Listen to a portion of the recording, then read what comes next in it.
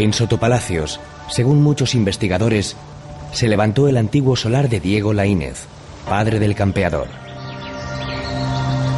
El castillo del Cid es de los siglos XIV y XV.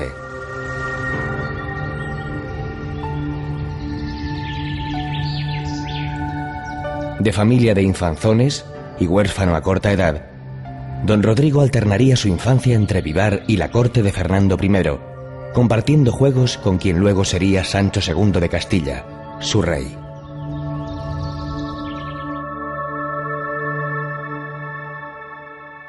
En Vivar nació hacia 1048 Mío Cid Campeador. Y en Vivar, donde se sitúa la legua cero de nuestra ruta, se alza una estatua que recuerda sus años mozos.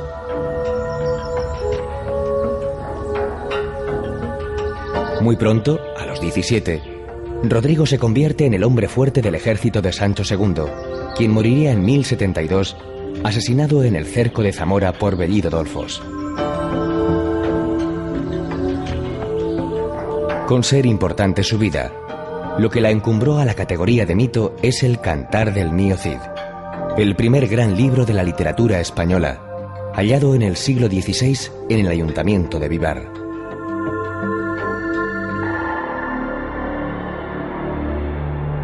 En el monasterio de Nuestra Señora del Espino se conserva la arqueta que lo albergó a lo largo del siglo XVIII.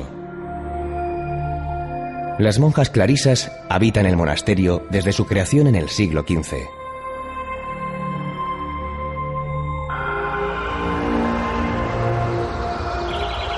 Desterrado por Alfonso VI, el campeador lloró al salir de Vivar.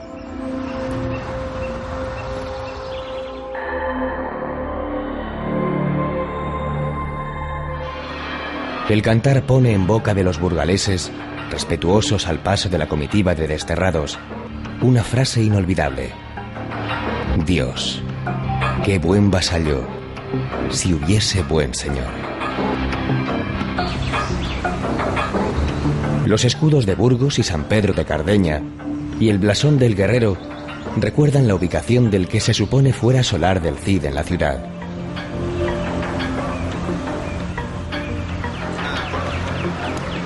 La imagen que recibe al visitante no es la de un hombre abatido, sino la de un batallador impetuoso, espada en ristre, briosa cabalgadura y capa al viento, que emana poderío. En el puente de San Pablo, sobre el río Arlanzón, salen al encuentro 8 personajes relacionados con el campeador.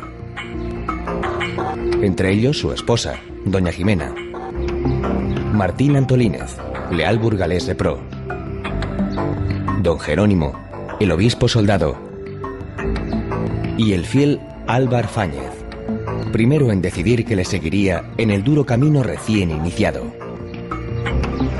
El relato vital se deja sentir en los murales de Bela Zanetti, que adornan el Palacio de la Diputación. Como alférez real, el Cid hizo jurar en Santa Gadea a Alfonso VI que no había tomado parte en la muerte de su hermano.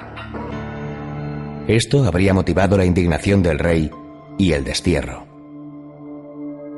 Sin embargo, los datos históricos apuntan a otra causa. El Cid atacó con su ejército privado a grupos musulmanes en Toledo, sin conocimiento del monarca de Castilla y León. Y además, fue acusado injustamente de haberse quedado con parte del tributo cobrado al Mutamiz, rey moro de Sevilla, vasallo de don Alfonso. Por todo ello, en 1081 tuvo que salir de su tierra. No pudo Mío Cid despedirse de esta desbordante catedral burgalesa, ya que su construcción se inició en 1221. Pero sí de la anterior, románica, emplazada en el mismo lugar. Cualquiera que siga hoy sus pasos habrá de adentrarse inevitablemente en esta joya del arte gótico.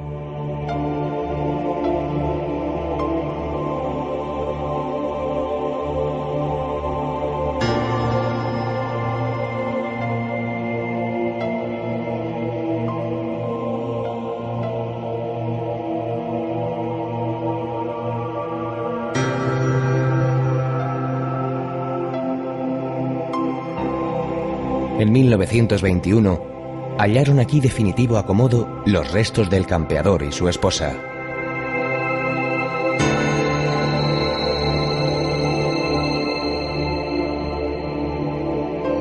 El templo alberga el llamado Cofre del Cid, que, de seguir a la imaginación popular, habría contenido la célebre espada tizona, el altar portátil que llevaba en sus campañas y la arena que metió para, con la ayuda de Martín Antolínez, engañar a 2 comerciantes judíos. Eso ocurrió cuando ya el Cid y sus hombres habían salido de la ciudad, donde, ante las amenazas del rey, nadie se atreve a darles posada. Por ello, han de establecer el campamento en La Glera, junto al Arlanzón. Obtenido con argucias el dinero necesario para proseguir su marcha, levantan las tiendas y se dirigen hacia San Pedro de Cardeña.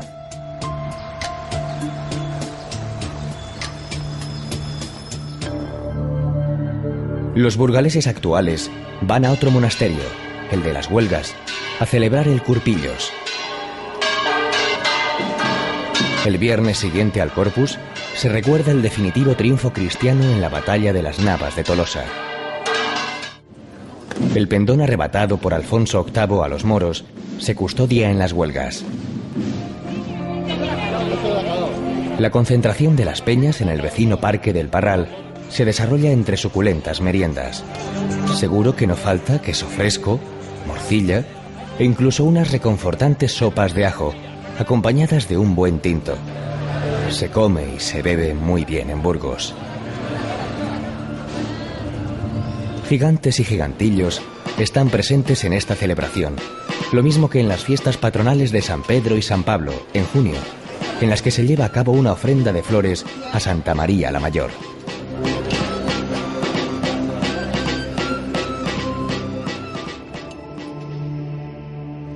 El abad benedictino de San Pedro de Cardeña acogió a Jimena y a sus 2 hijas, Cristina y María.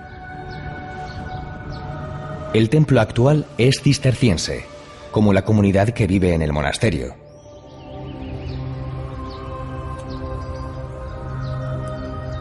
El claustro románico de los mártires es del siglo XII, con arquerías que evocan la mezquita cordobesa. La torre también es románica. Aquí se tiene que despedir don Rodrigo de su familia. El fiero guerrero vuelve a llorar de tristeza. Se separan dolorosamente, como la uña de la carne, dice el cantar. Antes, el Cid le ha dicho a Jimena que la quiere como a su propia alma. Hasta aquí traería sus restos la esposa fiel en 1102, cuando tuvo que abandonar Valencia ante los ataques almorávides. El Cid había conquistado la ciudad 8 años antes. En Cardeña permanecen los sepulcros de la pareja.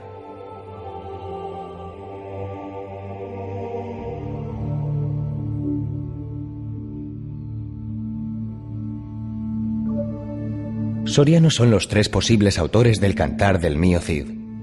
Para Menéndez Pidal, lo comenzó un juglar de San Esteban de Gormaz, refundiéndolo y completándolo otro de Medinaceli. Pere Abad, clérigo de Fresno de Caracena, el único del que se sabe el nombre, firmó en 1207 la única copia conocida. A San Esteban, dice el cantar, acuden a refugiarse las hijas del Cid, conducidas por su primo Félez Muñoz, quien las rescató tras la afrenta sufrida en el Robledo de Corpes de manos de sus esposos, los infantes de Carrión. El castillo formó, junto a otros cercanos, como el de Gormaz, la línea defensiva de la frontera marcada por el Duero, que da nombre a una denominación de origen de exquisitos vinos. Las bodegas que salpican el paisaje nos recuerdan que el río nace en los sorianos picos de Urbión.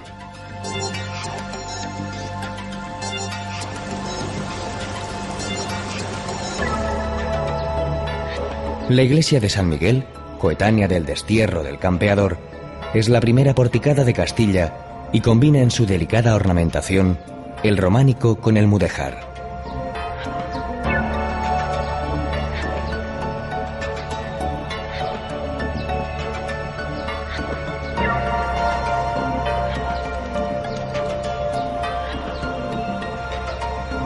Un siglo después, se levantó la de Nuestra Señora del Ribero.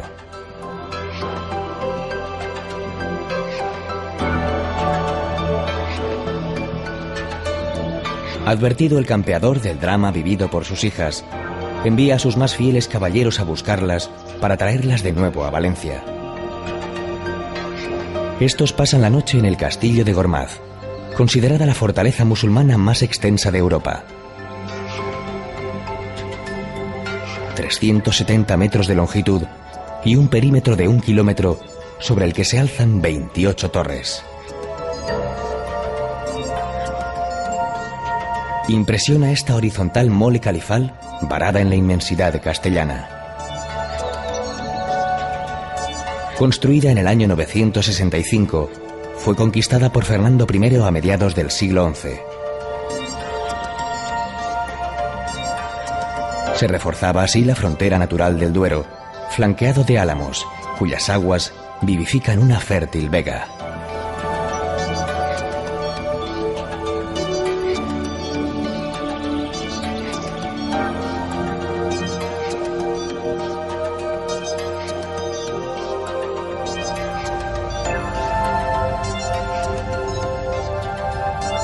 La comitiva ha de descansar y para ello eligen Berlanga de Duero. En 1089, Alfonso VI donó la conquistada villa al Cid, siendo este su primer señor. Su magnífica fortaleza, originaria del siglo XIII y de posterior traza renacentista, era presa codiciada en las contiendas entre árabes y cristianos. Una colegiata del XVI y un rollo gótico se suman al atractivo del lugar de nacimiento del fraile dominico Tomás de Berlanga, defensor de los indígenas, obispo de Panamá y descubridor de las Islas Galápagos. Está enterrado en la colegiata.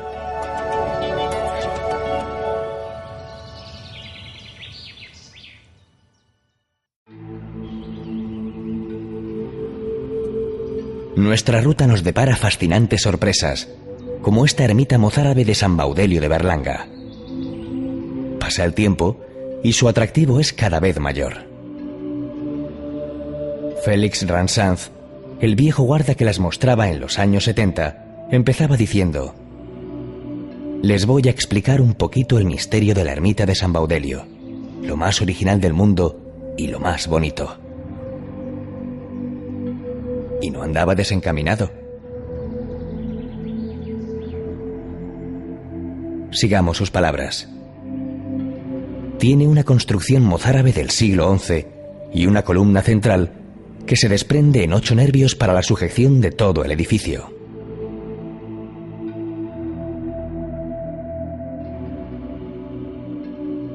Luego tiene un coro con unas columnitas para su sujeción.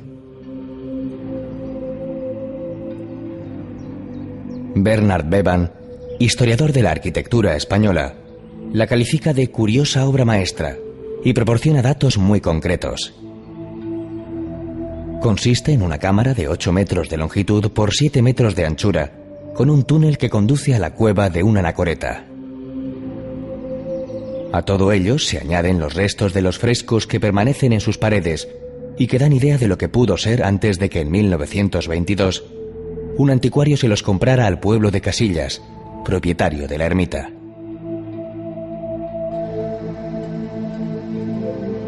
Una compra que ocultaba un expolio. Los frescos que pudieron arrancar fueron a parar, además de a colecciones privadas, al Museo de Arte de Boston y al Museo de los Claustros de Nueva York. Algunos se lograron recuperar mediante canje y están en el Museo del Prado.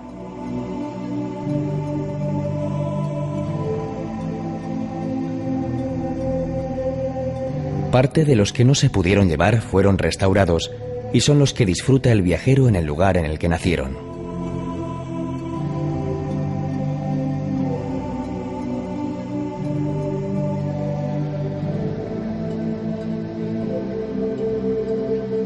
Descrita como capilla sixtina del mozárabe y románico castellano por el escritor Jiménez Lozano, la ermita de San Baudelio es, además, una muestra viva de la convivencia no solo entre culturas, sino entre creencias religiosas diferentes, que dio como resultado esta maravilla.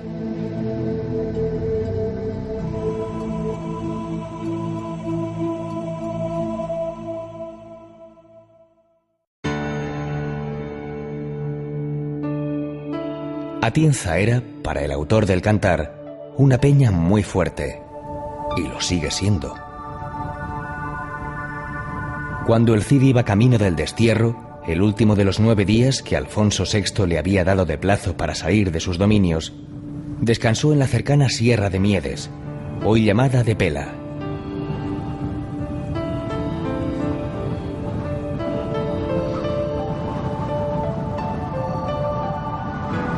En Atienza empezaba la tierra de moros.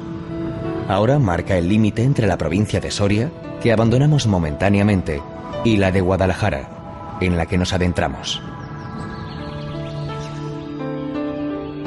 No lejos de Atienza, en el término de Cantalojas, está el Parque Natural Alledo de Tejera Negra, con hayas en muchos casos centenarias, que se disfrutan especialmente en primavera y otoño. El Alledo delimita, por el norte, una sorprendente ruta serrana de pueblos de negra pizarra y piedra oscura, custodiados por la Sierra de Aillón.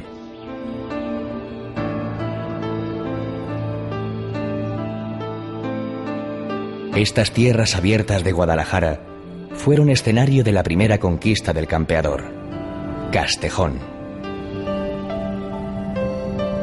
Acerca de si ese Castejón del poema corresponde a Jadraque o a la vecina aldea de Castejón de Henares, existen divergencias. Ortega y Gasset, en sus notas de Andar y Ver, acuñó una definición imprescindible: el cerro más perfecto del mundo, el cerro de Jadraque. Y sobre él, el castillo del Cid, dominando el valle por el que corre el río Henares.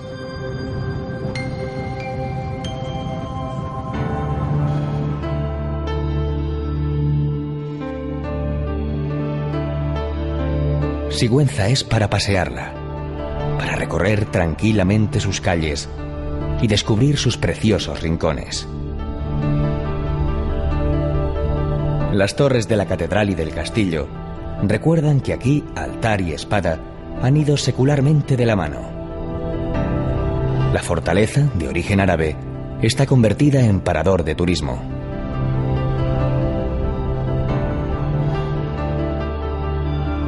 La catedral se abre a la plaza en toda su grandeza, con un aspecto exterior que une los intereses religiosos a los defensivos.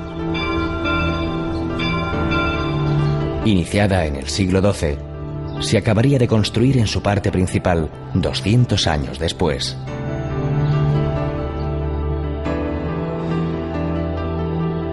Entre las espléndidas muestras de la estatuaria gótica castellana, destaca el sepulcro del célebre doncel de Sigüenza, don Martín Vázquez de Arce. Indolentemente recostado, más parece amar las letras que las armas.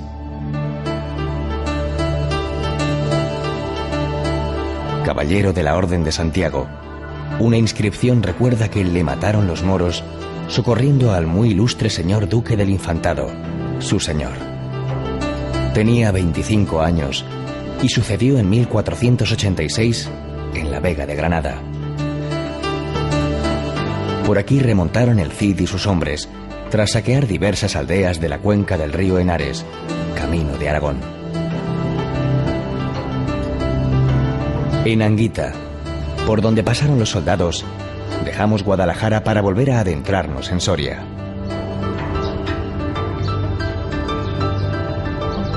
Aquí caserío, torreón, muralla y roca configuran un conjunto fecundado por el río. En una ladera se encuentran las cuevas que la memoria popular siempre ha denominado del Cid.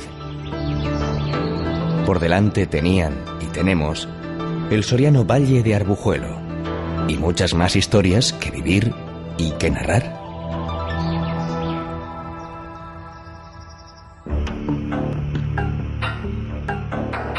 Medinaceli, Medina para el Cantar, tiene un gran protagonismo, a pesar de que en tiempos de don Rodrigo era territorio musulmán.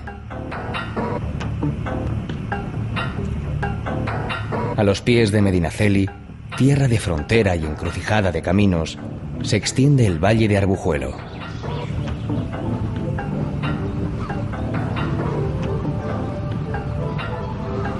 Los romanos dejaron en el siglo I su huella en forma de arco, el único en España de triple arquería y de construcciones que van surgiendo en las diferentes excavaciones arqueológicas.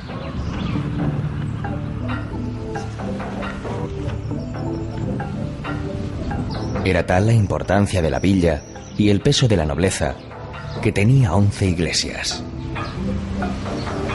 En el siglo XVI se alzó la ojival colegiata, levantada para que cupieran todos, nobles y pueblo llano. 7 familias demolieron sus templos y otras 4 accedieron a mutilarlos.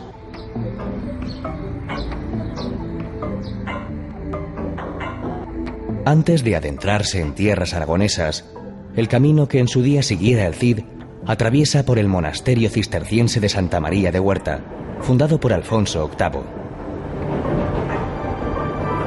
Junto a él pasan la autovía de Aragón y la vía férrea, en un corredor natural formado por el valle del río Jalón. El enorme rosetón que preside la portada da acceso a un conjunto monástico en el que destacan los 2 pisos de su claustro. El de abajo, ojival y cegado. El de arriba, plateresco y salpicado de medallones, por el que deambulan los actuales monjes cistercienses. Románico de última hora y naciente gótico se conjugan en una obra en la que, como todas las del Cister, priman la sencillez y las líneas puras. El refectorio, gótico, es la estancia más espectacular, culminada por su espléndida bóveda.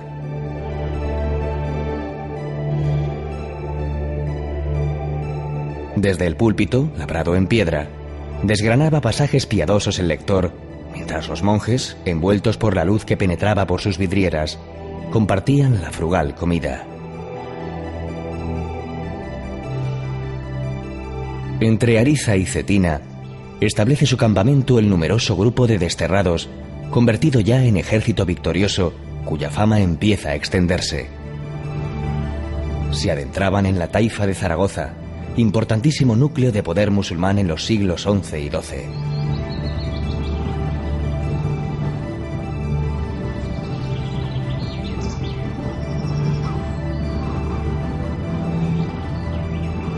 El palacio de Cetina, levantado originariamente en el siglo XIII, no ha dejado de sufrir transformaciones. Aquí contrajo matrimonio en 1634 Francisco de Quevedo con Esperanza López de Mendoza, viuda del propietario Juan Fernández de Heredia.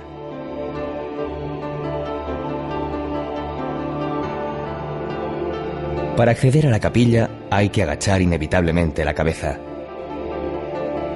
La leyenda cuenta que la escasa altura fue decisión de la dama, que de esa manera obligó a su futuro y orgulloso esposo a inclinarse ante ella.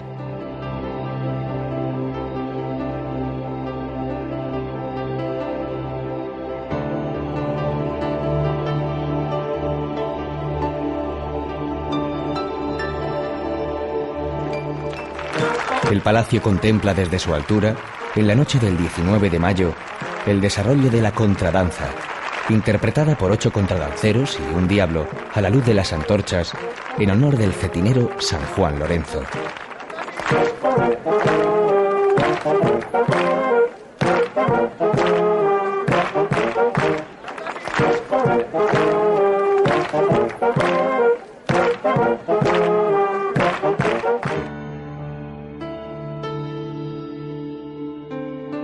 En Calatayud, el mudéjar emerge en las torres de San Andrés, San Pedro de los Francos y en la iglesia de la Peña. En árabe, Calatayud significa castillo de Ayub. Testigo de esta pujante época es la muralla, que todavía conserva una puerta califal del siglo X. La colegiata de Santa María la Mayor se levantó tras la conquista cristiana sobre la antigua mezquita. Renacentista en su fachada, son mudéjares el claustro, el ábside y la torre, que se eleva 68 metros hacia el cielo.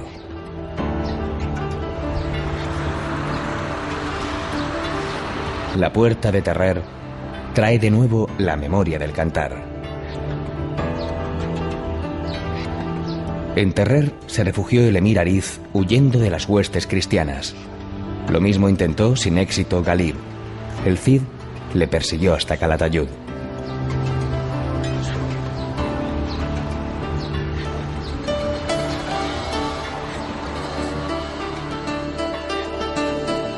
Sólida y sustanciosa es la gastronomía de Aragón. Aquí tiene fama su rancho de arroz, que conjuga sabiamente el arroz con caracoles, lomo de cerdo, costilla de cordero, chorizo y tocino.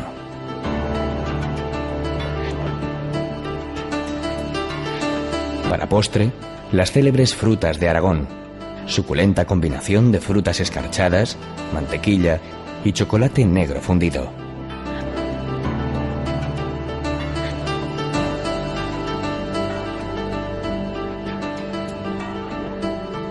Fundada por los árabes en el siglo VIII, de la importancia estratégica de Daroca habla su sólida fortificación, modificada en épocas sucesivas y en la que destaca la puerta baja, la más emblemática y popular.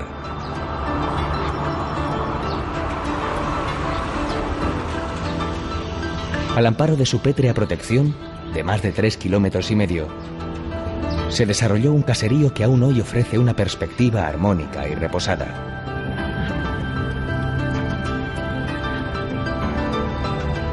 La Basílica Colegiata de Santa María de los Corporales custodia los corporales que envolvieron 6 hostias consagradas, convertidas en sangre en 1239. Sucedió en Luchente, Valencia. Mosés Mateo Martínez, natural de Daroca, al igual que uno de los capitanes presentes, celebraba una misa interrumpida por la inminencia de un ataque agareno. Tras la batalla, que culminó con el triunfo cristiano, recuperaron los corporales escondidos, protagonistas del prodigio. El jueves del Corpus, se sacan en procesión en su arqueta y se imparte con ellos la bendición.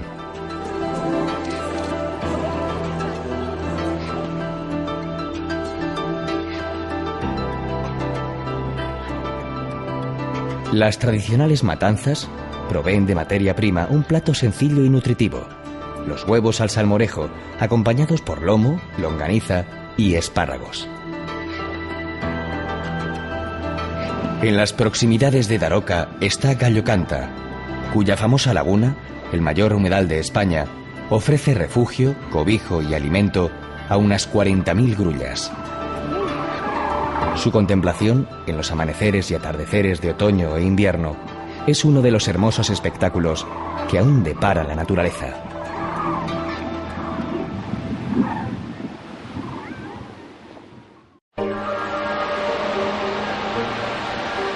En el contraste está la maravilla. En medio de una zona semidesértica, en el término de Nuévalos, y sin que nada en principio haga presagiarlo, se abre un auténtico vergel entre árboles, rocas, agua, grutas, lagos y cascadas.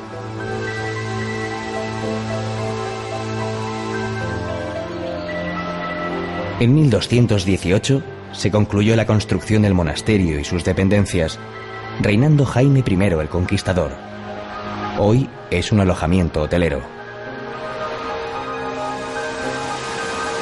Piedra es el nombre del río que nace en sus proximidades y se derrama en multitud de arroyos que buscan su salida entre los accidentes y altibajos del terreno.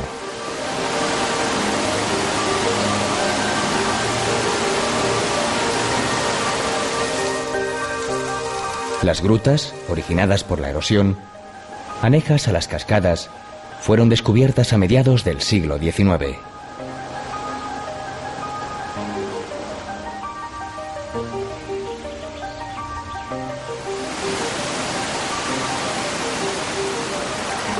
Las cascadas lucen nombres como Fresnos Altos, Caprichosa, Sombrías y Los Peñascos. De alguna manera había que reducir a palabras todo un mundo de agua, ruido, luz y color.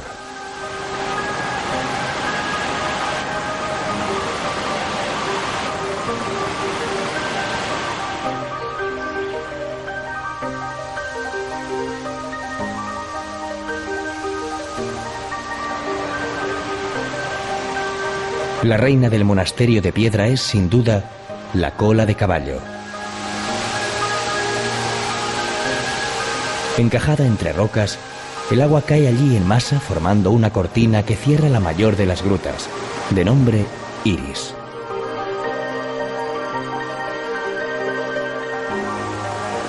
Tras el violento descenso, se remansa abajo formando un estanque de colores inverosímiles.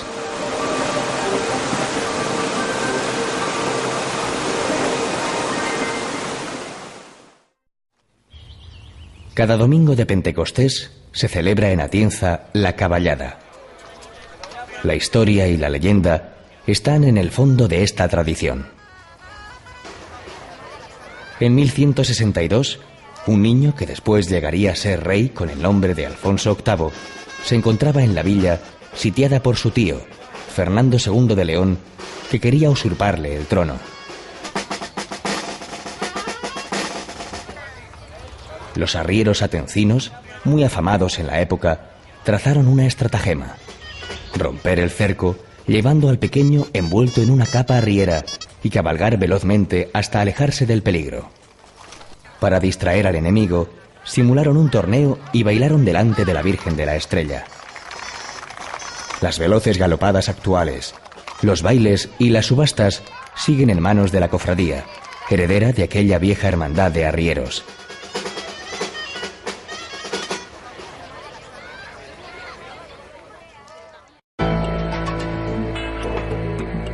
Prosigue el campeador sus correrías por tierras aragonesas, adentrándose en lo que hoy es provincia de Teruel.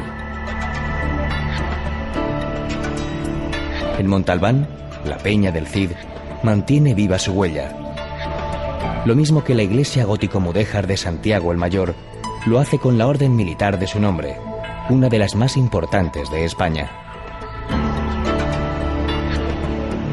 Los caballeros de Santiago, que ayudaron a Jaime I en la conquista de Valencia, convirtieron Montalbán en un enclave estratégico, como testimonian los restos fortificados que se mantienen en pie.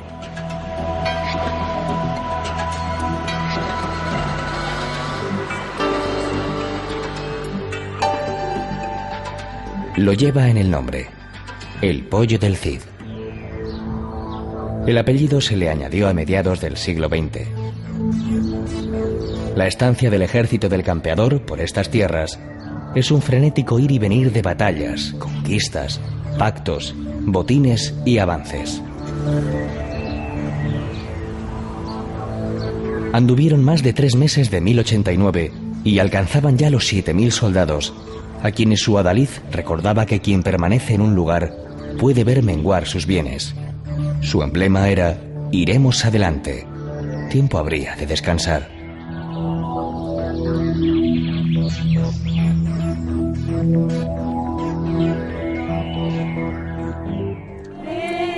El tercer domingo de mayo se perpetúa en Pollo del Cid una vieja tradición: los penitentes, que consiste en la visita que la imagen de la Virgen de los Dolores hace al Cristo de la vecina localidad de Calamocha.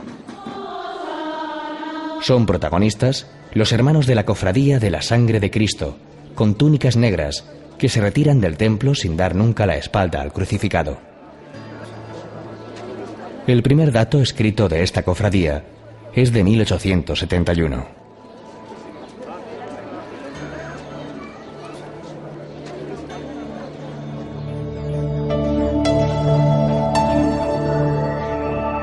Entre los lugares que rendían tributo al Cid estaba Molina de Aragón, hermosa localidad hoy en la provincia de Guadalajara.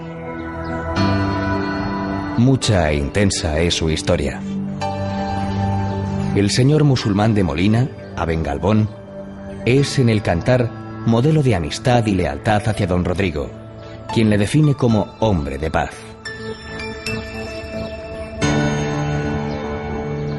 La antaño cabecera del señorío de Molina conserva su castillo de altos torreones y compacta muralla, de origen árabe, sobrevolado por una sólida torre llamada de Aragón, coronando la colina.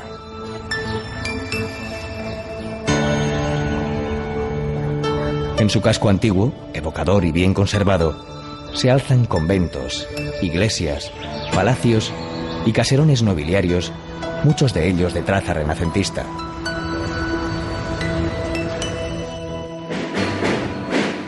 El 16 de julio desfila la singular procesión de la Hermandad de la Virgen del Carmen, de origen medieval.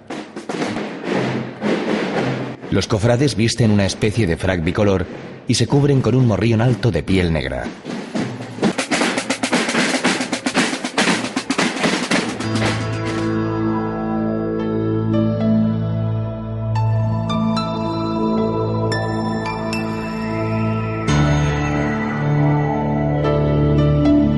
Albarracín, en la provincia de Teruel, figura en todos los listados que se elaboran sobre los pueblos más bonitos de España.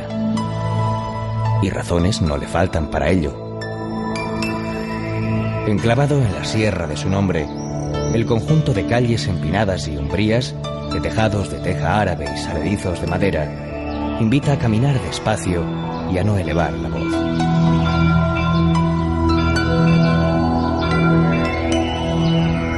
Impresiona el castillo, conocido como Torre del Andador, y las bien conservadas murallas, pegadas a la montaraz orografía. No hay en su construcción concesión alguna a lo ornamental. El resultado, sin embargo, es de gran belleza. ¿Y efectividad? Frente a sus defensas, inexpugnables, recibió el Cid una lanzada en el cuello en 1093.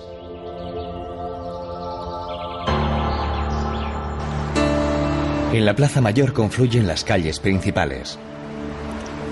A partir de ahí, el recorrido nos lleva por la Casa Consistorial, el Palacio Episcopal y la humilde catedral. Galerías, balcones y espléndida rejería de hierro forjado, testimonio de un rico y reciente pasado artesano.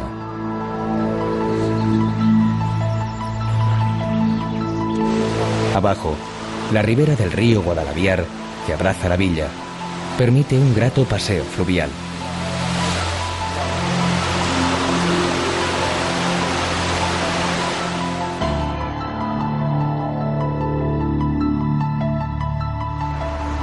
Cella aparece repetidamente en el Cantar.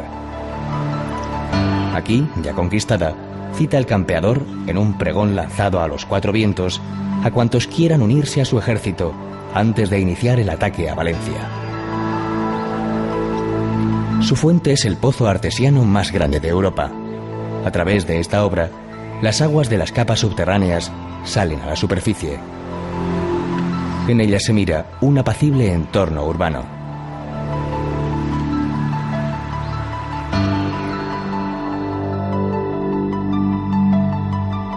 El acueducto de los Arcos, en Teruel, fue levantado en 1537 y constituye el nexo de unión entre el casco antiguo y la ciudad nueva. La catedral, llamada Santa María de la Media Villa, es la joya de Teruel, y Teruel es, a su vez, la joya del mudéjar en España, el arte de la tolerancia y el mestizaje.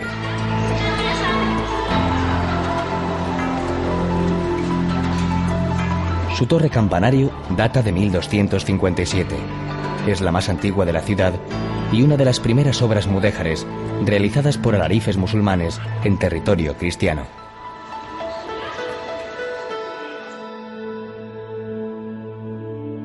El retablo plateresco de Gabriel Joly está labrado en madera sin policromar.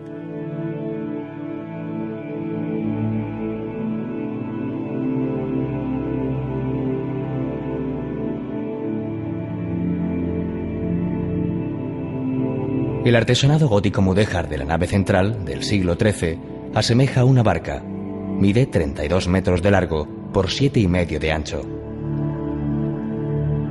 En sus pinturas se describe la vida, los oficios y las gentes del Teruel medieval.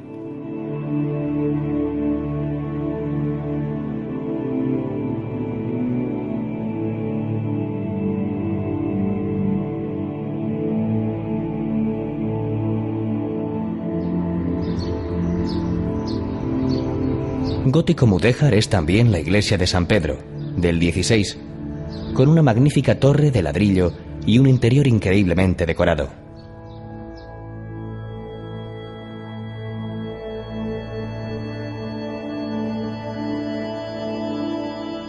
Aquí aparece de nuevo la mano de Joly, quien dio forma al retablo de los santos Cosme y Damián.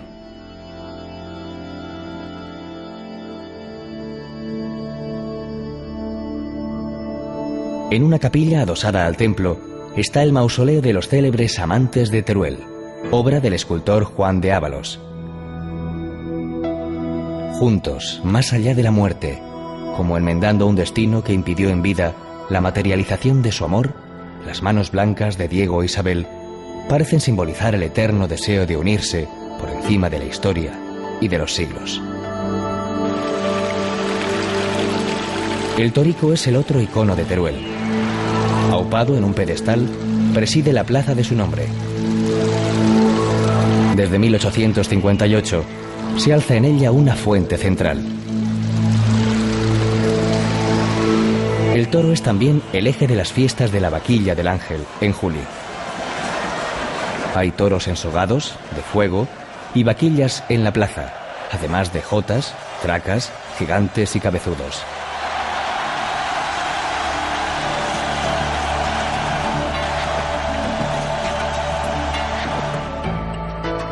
Resulta difícil resistirse a una paletilla de ternasco, a base de espalda de ternasco, paté de hígado de cerdo, longaniza, chorizo, magro, jamón, lomo embuchado y salchichón. La trufa le proporciona un toque especial.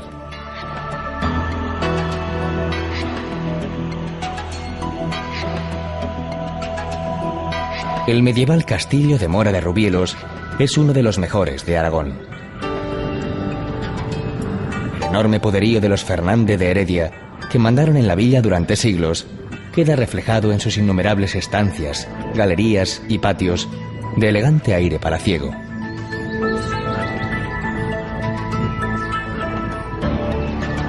El poder religioso levantó frente a él una impresionante excolegiata gótica, Santa María, de una sola nave y desnudo interior.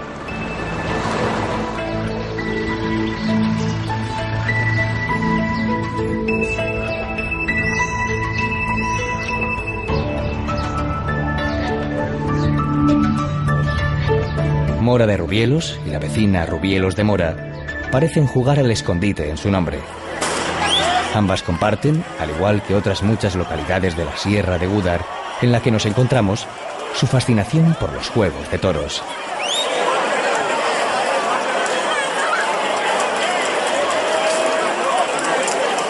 El toro embolao lleva aquí un yunquete de hierro donde se colocan las bolas, hechas de cáñamo, cera virgen, aguarrás y resina, a las que se prende fuego.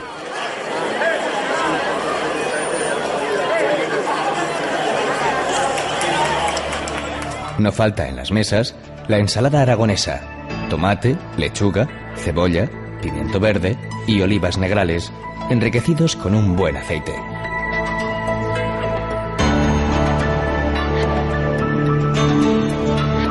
Esta zona turolense tuvo antaño gran poderío económico, debido sobre todo al comercio de la lana. El esfuerzo humano para sacar el fruto a la tierra se puede sentir aún en esos bancales escalonados, desnudos en su abandono.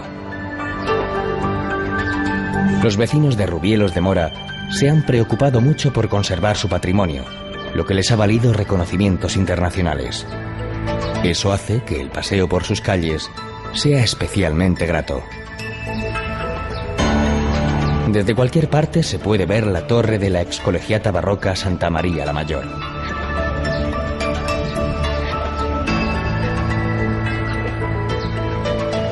Son, sin embargo, las casonas solariegas, de noble fachada y porte señorial, las arcadas, patios y postigos, la artística rejería y el sosiego que se respira, los que dan verdadero carácter a la villa.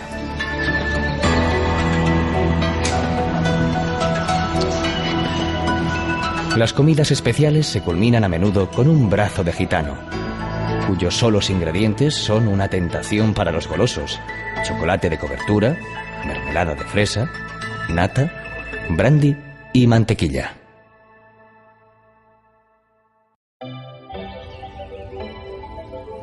La sólida gastronomía de la Sierra de Albarracín se basa fundamentalmente en la buena calidad de la carne y productos de matanza. Sus platos tradicionales son energéticos, idóneos para acompañar las duras tareas de los pastores, carboneros y cortadores de pinos que tanto abundan por estas tierras.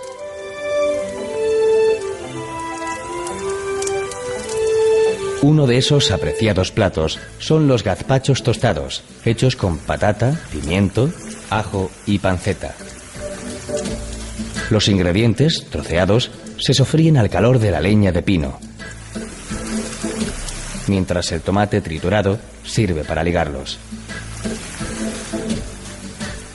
Cuando empieza a hervir, se añaden los gazpachos de pastor, torta muy fina conocida aquí como sollapa, a base de harina, sal y agua. Una vez se han empapado bien, se aumenta el fuego y se tuestan por los dos lados.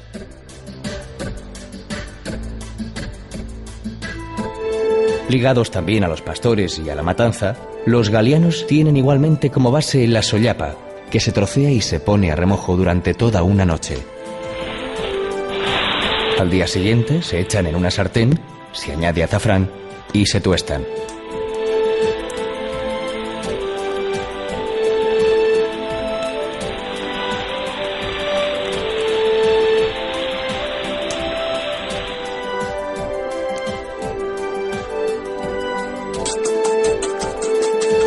Para hacer los huevos tontos, primero se baten los huevos, para añadir después la miga de un pan, a ser posible de horno de leña, y el perejil.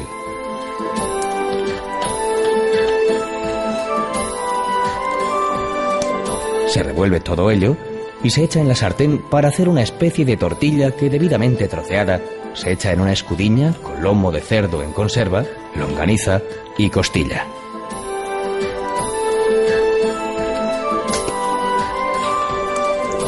Cubierto el guiso con agua, se deja que dé un hervor y ya está listo para comer.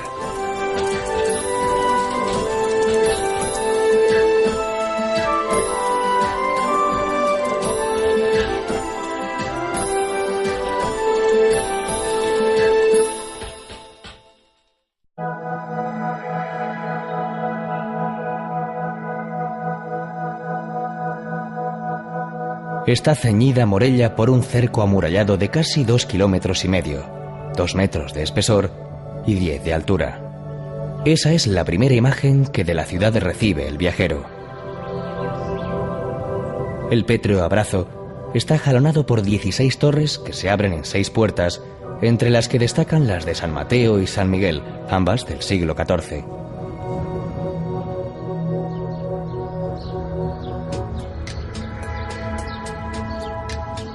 En la cima, los restos del castillo.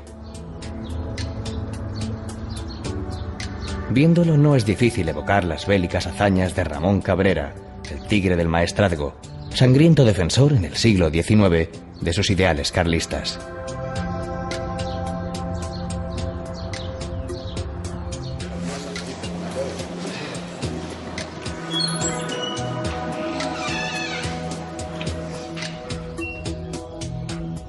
La Basílica Gótica de Santa María la Mayor es del siglo XIII. Sus portadas, de los apóstoles y de las vírgenes, constituyen un retablo en piedra delicadamente tallada.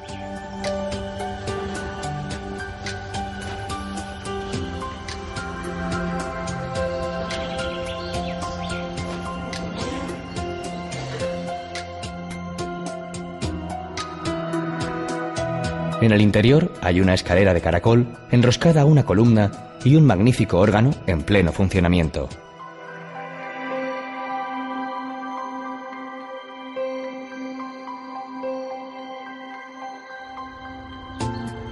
Por esta comarca, de Els Ports, y por la vecina del Maestrazgo, anduvieron el Cid y sus huestes cada vez más cerca del mar.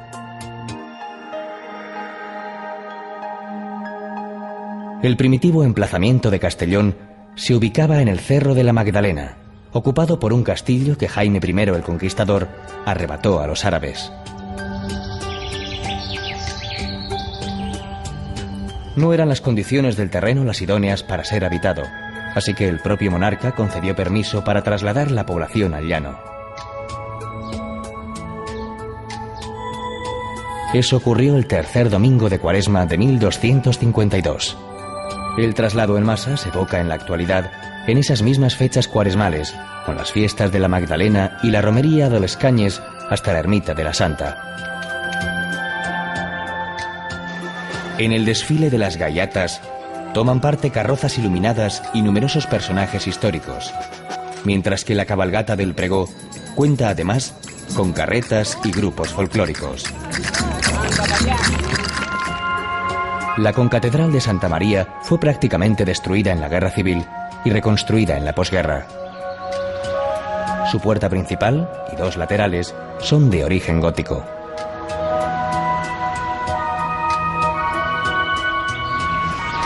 La torre de El Fadrí se encuentra también en la Plaza Mayor, separada de la concatedral. De ahí su nombre, Fadrí, que significa soltero. Es el edificio más representativo. Su planta octogonal alberga 11 campanas.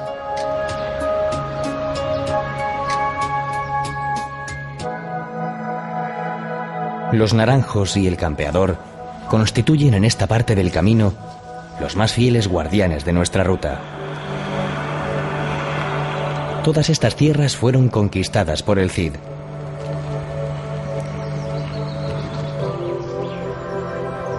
La posición estratégica de Honda le permitía un dominio de la llanura que se extiende hacia la costa.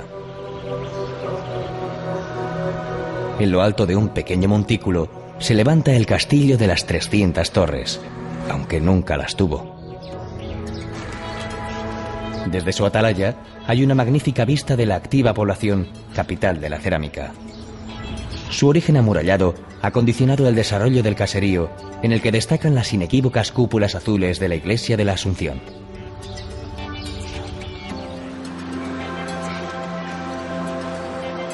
El eje del casco antiguo es la Plaza del Almudín, presidida por una fuente. Sus porches y arcos ojivales le proporcionan un carácter recogido y evocador.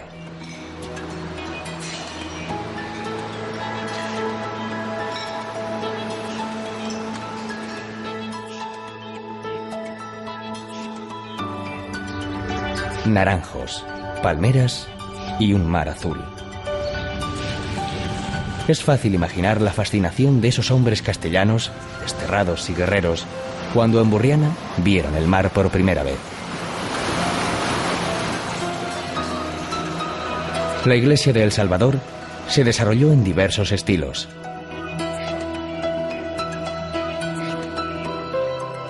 Su ábside, del siglo XIII, es un magnífico ejemplar gótico. La nave es románica y la decoración barroca.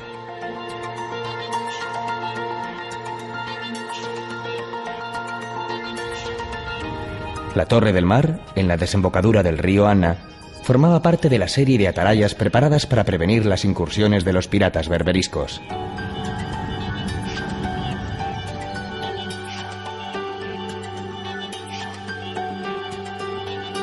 En Segorbe, según relata el Cantar, pasó la noche un ejército de 3000 moros que el rey de Valencia enviaba para detener al Cid, que avanzaba imparablemente desde tierras aragonesas.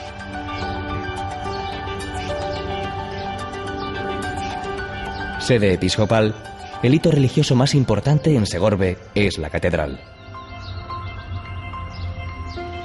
Su espiritual destino no está reñido con un aspecto exterior de fortaleza, forjado en un primitivo gótico.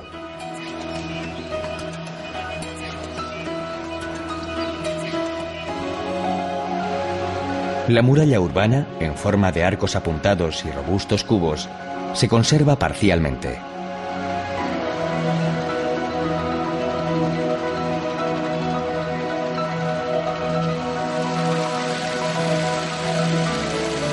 En la comarca del Alto Palancia, el agua es una de las bendiciones de Segorbe, abundante en fuentes. La más conocida es la de los 50 caños. A finales de agosto, de martes a domingo, y a las 2 de la tarde, jinetes, caballos, toros bravos, cabestros y mozos a pie componen una singular estampa.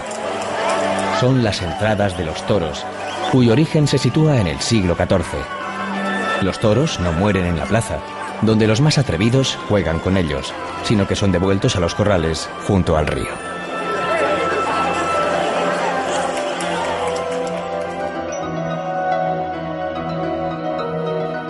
Los documentos históricos recogen los tributos que a finales del siglo XI entregaba el campeador al alcaide de Jérica. Este ha sido siempre lugar de paso entre el Mediterráneo y las tierras del interior, como demuestran los restos dejados por las diferentes culturas. En el campanario, separado del conjunto de la iglesia, se combinan la huella romana, en su primer tramo, con la árabe en el segundo, para culminar la monumental torre en el más puro estilo mudéjar.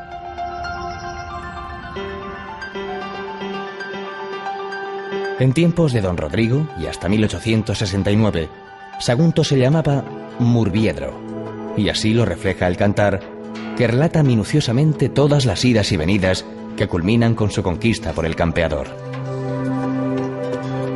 Al igual que sucedió con muchas otras plazas, tras la muerte del Cid, Sagunto volvió a manos árabes.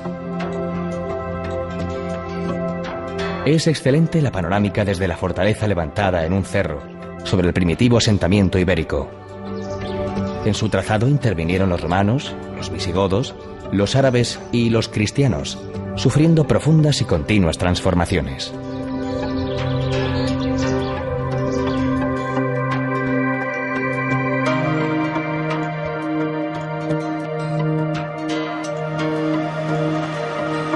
El destino del Cid, trazado a golpe de ambición y de destierro, culmina en la ciudad de Valencia, donde tras conquistarla, se autoproclama en 1094 señor absoluto.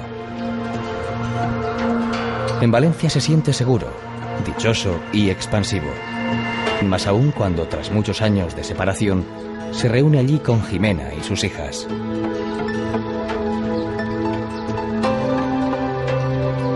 El viajero que casi 10 siglos después llega hasta Valencia sentirá posiblemente una alegría similar. La luz, el buen clima, la laxitud en el ambiente y la vida en la calle marcan el día a día de una ciudad que ha sufrido en los últimos años profundas transformaciones.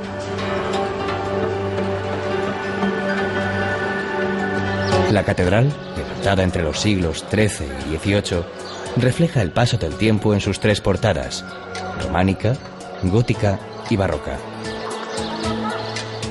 Entre sus joyas se encuentra, en la capilla del Santo Cáliz, el que la tradición quiere que sea el Santo Grial, utilizado por Jesús en la Última Cena. La popular Torre del Miguelete, anexa, culmina en una espadaña con 2 campanas. En su interior hay 12 campanas más.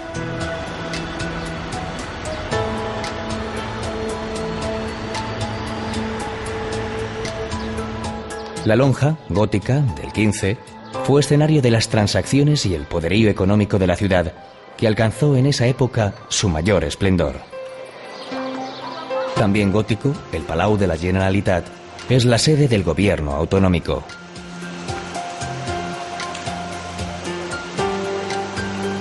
Las medievales torres de Serranos y de Quart son las puertas más importantes de una muralla que empezó a gestarse a mediados del siglo XI, cuando Valencia era el soñado Edén para los árabes que la dominaban.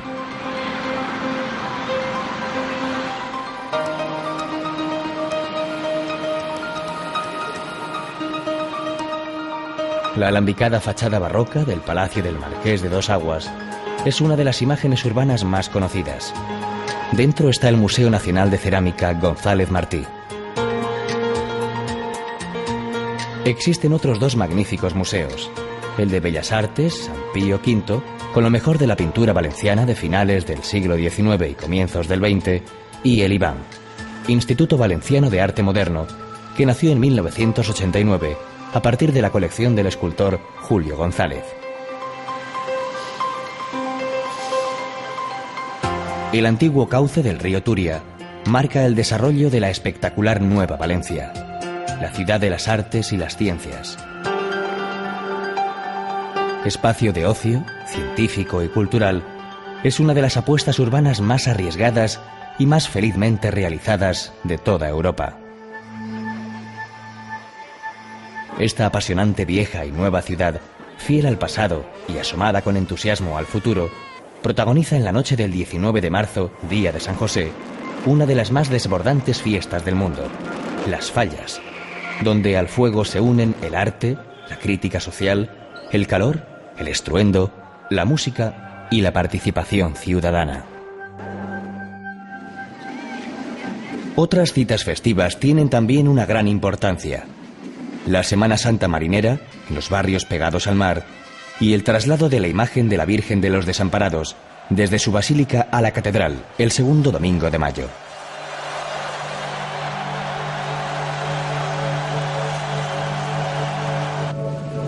En la playa de la Malvarrosa no resulta difícil imaginar a dos grandes artistas de la tierra muy ligados a ella: el pintor Joaquín Sorolla y el escritor Vicente Blasco Ibáñez.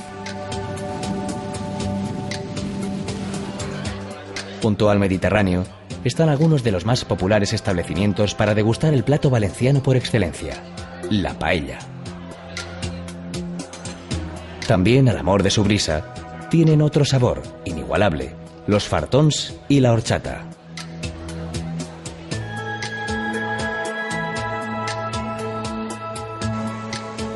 Sobre sus aguas mansas depositaron por primera vez su entusiasmada mirada las mujeres del Cid: Jimena, Cristina y María, que habían llegado hasta aquí después de 1000 avatares desde la lejana Castilla.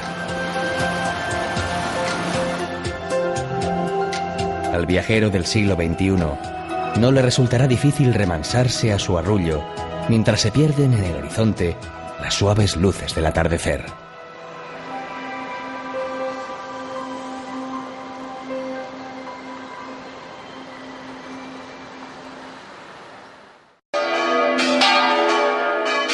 El viernes siguiente al 17 de enero amanece en Forcal, en la comarca castellonense dels Ports, a los sones del tamboril y la dulzaina.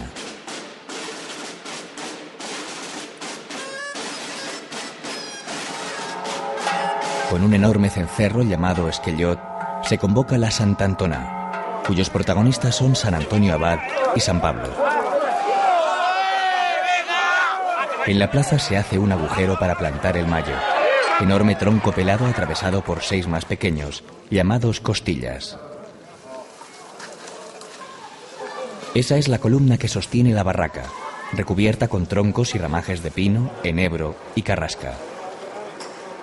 En la cúspide o capolla se coloca una tranca.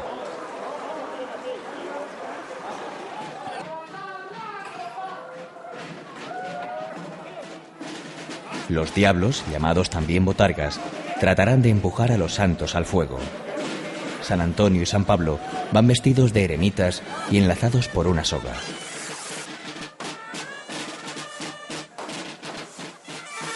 Todos empiezan a dar vueltas alrededor de la barraca y algunos la atraviesan en medio de las llamas.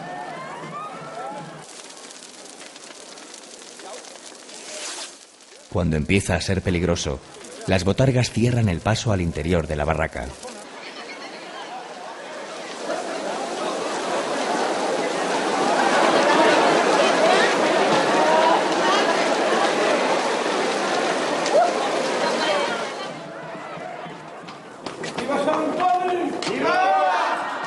Después tiene lugar la bendición de animales domésticos. La procesión de los machos llega hasta la plaza, donde se reparten coquetes y rolletes hechas expresamente para la fiesta.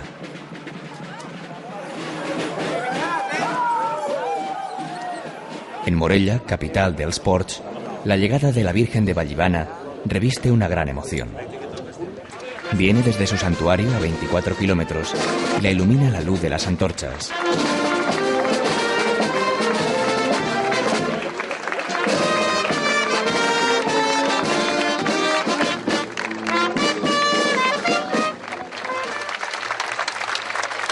Su traslado a mediados del siglo XVII está en el origen de la fiesta. Cuando alcanzó la amurallada ciudad, remitió una mortal epidemia de peste. y desde 1672 decidieron celebrarlo una vez cada 6 años. Había nacido el sexenio.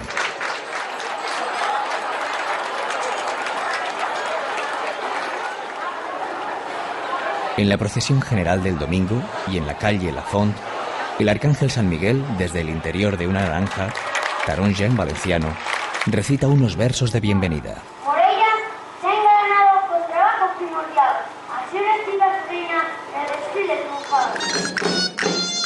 A lo largo de 8 días, los diferentes gremios y estamentos, clero, ayuntamiento, labradores, comercio, juventud y morellanos ausentes, entre otros, organizan los retaules, desfiles de características similares, aunque cada uno con sus peculiaridades.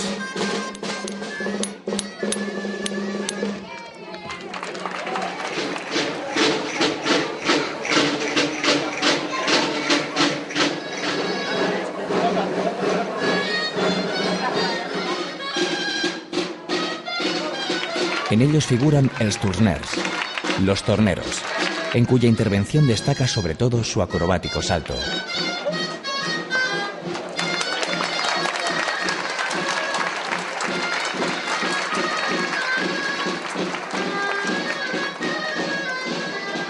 El carro triunfal, lleno de angelitos, cuyo paso por las estrechas y empinadas calles requiere un gran esfuerzo. El baile de els llauradors, o labradores, los espectaculares gigantes, los bailes de artes y oficios, tejedores y gitanitas, y los personajes bíblicos.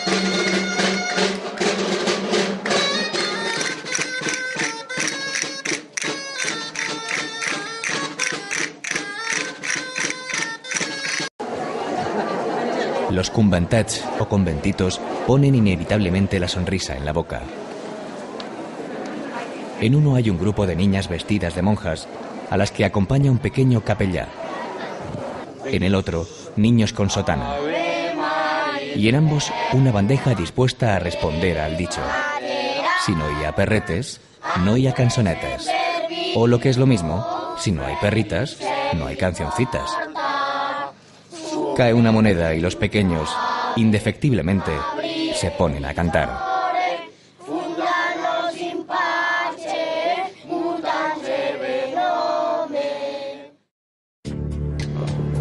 Un pequeño mar de agua dulce a orillas del Mediterráneo. La Albufera es hoy una visita obligada para todo aquel que se acerca a Valencia. Tan solo 11 kilómetros separan la ciudad de Las Fallas de este oasis de tranquilidad, declarado Parque Natural desde 1986.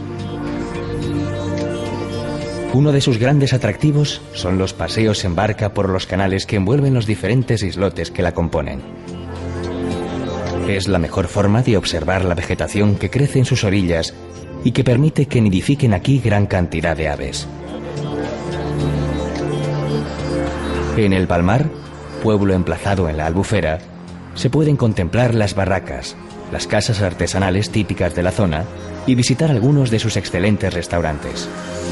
El arroz, como no podía ser de otro modo, es el protagonista indiscutible de la mesa. Es elaborado en diferentes cocciones y diversidad de recetas, aunque son la paella y el allipebre con anguila los platos indiscutibles de la cocina regional.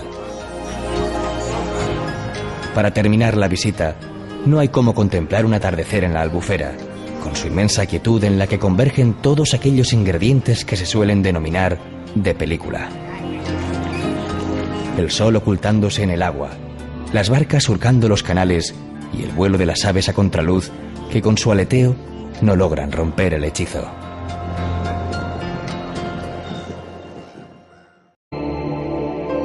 El templo alberga el llamado Cofre del Cid, que, de seguir a la imaginación popular, habría contenido la célebre espada tizona, el altar portátil que llevaba en sus campañas y la arena que metió para, con la ayuda de Martín Antolínez, engañar a 2 comerciantes judíos.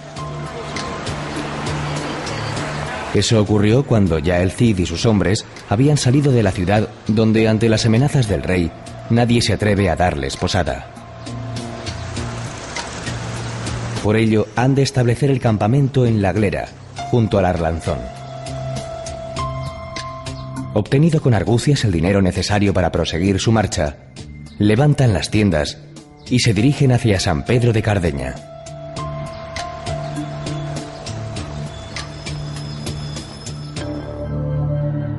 Los burgaleses actuales van a otro monasterio, el de las Huelgas, a celebrar el Curpillos.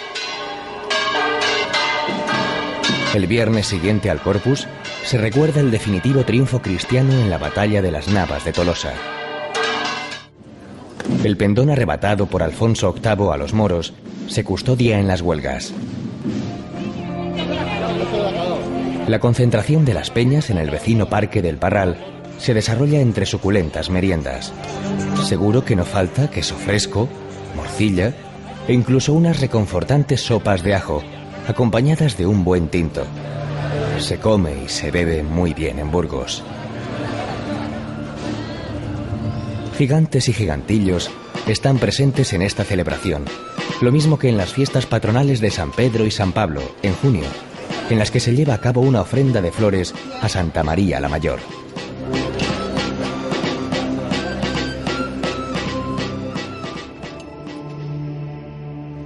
El abad benedictino de San Pedro de Cardeña acogió a Jimena y a sus dos hijas, Cristina y María.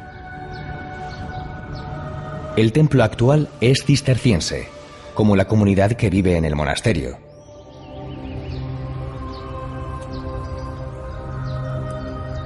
El claustro románico de los mártires es del siglo XII, con arquerías que evocan la mezquita cordobesa.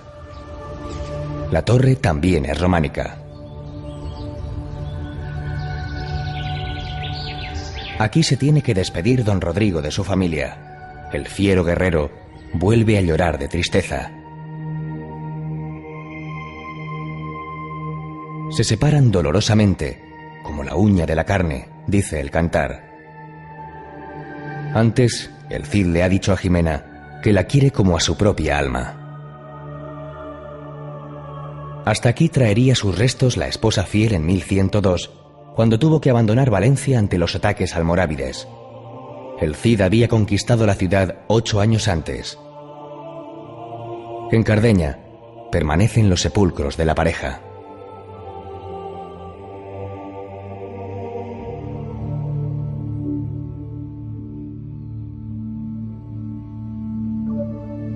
Sorianos son los 3 posibles autores del cantar del mío Cid. Para Menéndez Pidal, lo comenzó un juglar de San Esteban de Gormaz, refundiéndolo y completándolo otro de Medinaceli. Per Abad, clérigo de Fresno de Caracena, el único del que se sabe el nombre, firmó en 1207 la única copia conocida. A San Esteban, dice el cantar, acuden a refugiarse las hijas del Cid, conducidas por su primo Félez Muñoz, quien las rescató tras la afrenta sufrida en el Robledo de Corpes de manos de sus esposos, los infantes de Carrión. El castillo formó, junto a otros cercanos, como el de Gormaz, la línea defensiva de la frontera marcada por el Duero, que da nombre a una denominación de origen de exquisitos vinos. Las bodegas que salpican el paisaje nos recuerdan que el río nace en los sorianos picos de Urbión.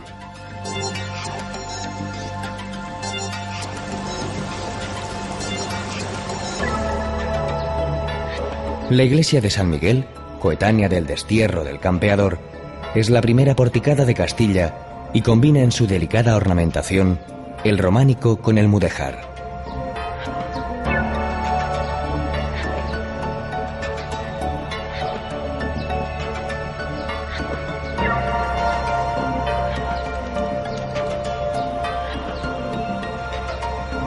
Un siglo después, se levantó la de Nuestra Señora del Ribero.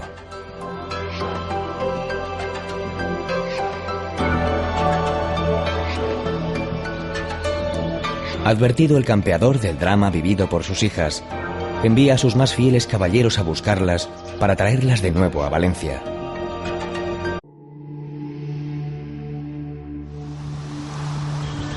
En Sotopalacios, según muchos investigadores, se levantó el antiguo solar de Diego Laínez, padre del Campeador. El castillo del Cid es de los siglos XIV y XV.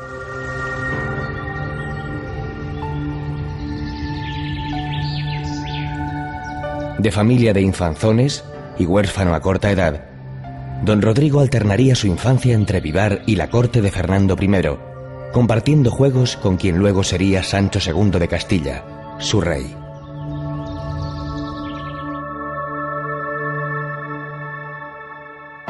En Vivar nació hacia 1048 Mío Cid Campeador.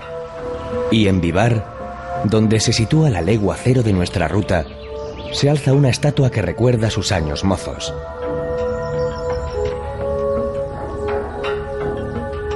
Muy pronto, a los 17, Rodrigo se convierte en el hombre fuerte del ejército de Sancho II, quien moriría en 1072, asesinado en el cerco de Zamora por Bellido Dolfos. Con ser importante su vida, lo que la encumbró a la categoría de mito es el Cantar del Mío Cid, el primer gran libro de la literatura española, hallado en el siglo XVI en el ayuntamiento de Vivar.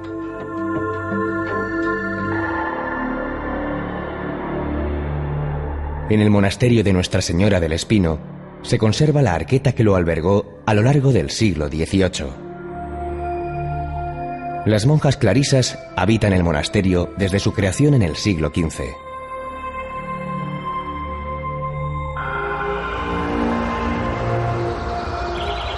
Desterrado por Alfonso VI, el campeador lloró al salir de Vivar.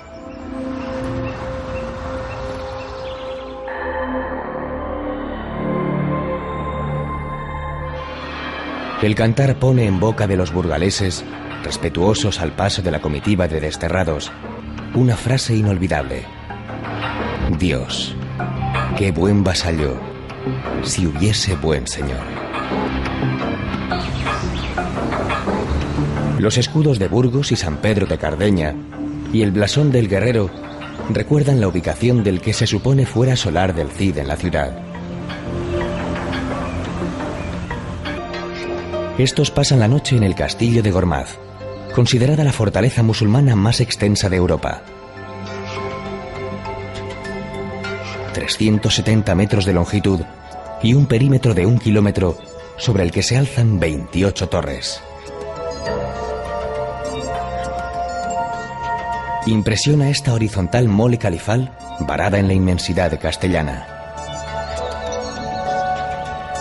Construida en el año 965, fue conquistada por Fernando I a mediados del siglo XI.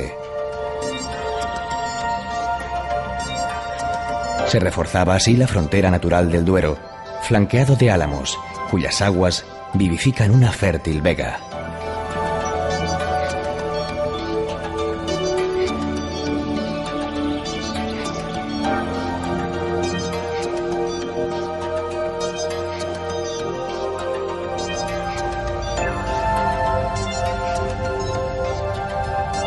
La comitiva ha de descansar y para ello eligen Berlanga de Duero. En 1089, Alfonso VI donó la conquistada villa al Cid, siendo este su primer señor.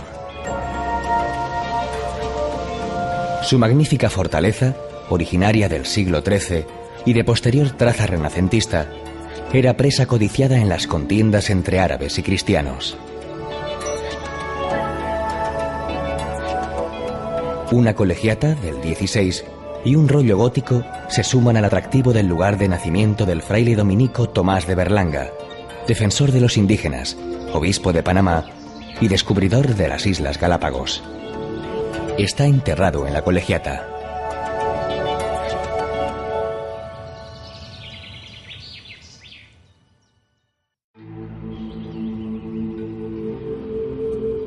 Nuestra ruta nos depara fascinantes sorpresas, como esta ermita mozárabe de San Baudelio de Berlanga.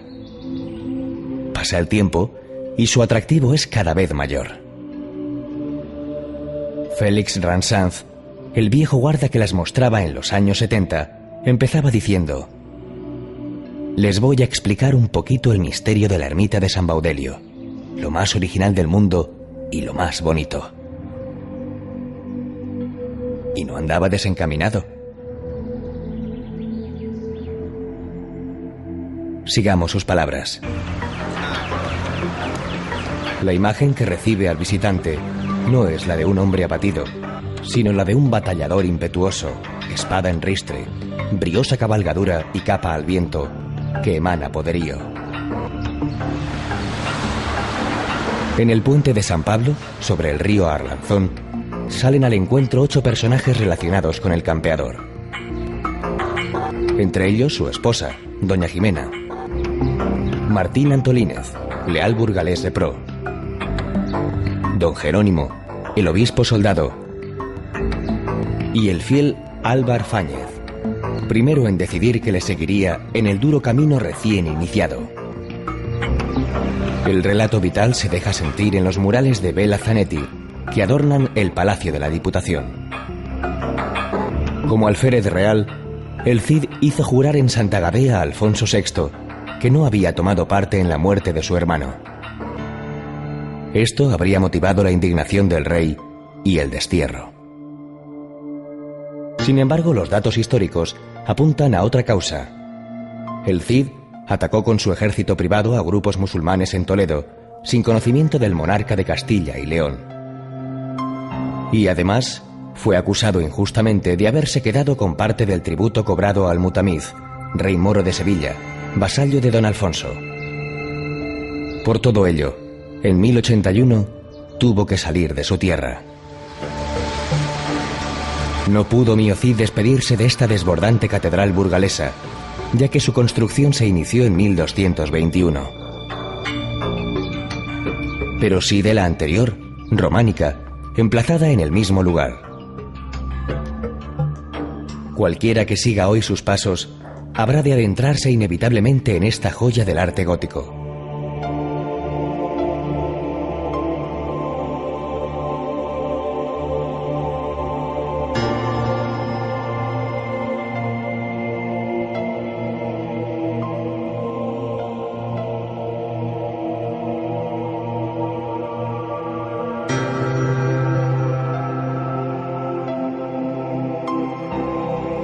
En 1921, hallaron aquí definitivo acomodo los restos del campeador y su esposa.